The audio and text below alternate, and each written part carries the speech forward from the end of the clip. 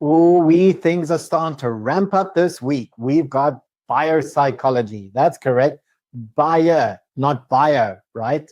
So what do we know about buyer psychology? If you can take yourself back to the program, that's when I was talking about the importance of framing, anchoring, loss aversion, confirmation bias, storytelling, social proof.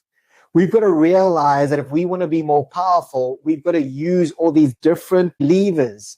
Why are you just using one of these things when you could be using 5 or 6 of them in unison? Think about the analogy of, like I talked about, the dam, right?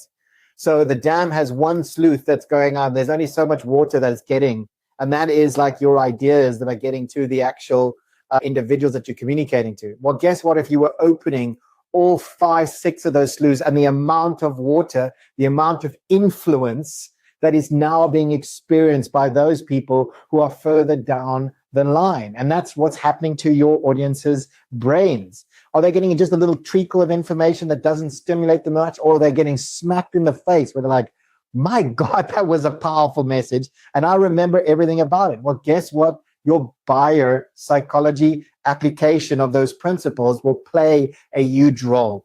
Anchor with a big price at the front, so when they look at your investment, they think, shit, that's cheap. Make sure you use social proof. Not just we say this because, but here's what else is happening. Make sure you're thinking about their confirmation bias and confirming what they already think. Telling them what you guys are thinking about is completely on point, correct. And there's something more that you're even missing out on that I'd like to share that's going to take your idea and take it to the next level, because that's what happens when you partner with us here at Acturus. So start to realize that you need to be pulling all these different levers in unison so that you can show up more powerfully. So I want you to think about some of the meetings coming up and go, how can I apply some of these biopsychology principles in the message that I'm trying to deliver? And you don't have to do it. Put it in your AI chatbot and say, can you please take this message and try and frame in a whole bunch of different biopsychology principles? And then you share some of those principles in your world to the actual bot. Guess what? It's going to come up with some absolute amazing information that you can do.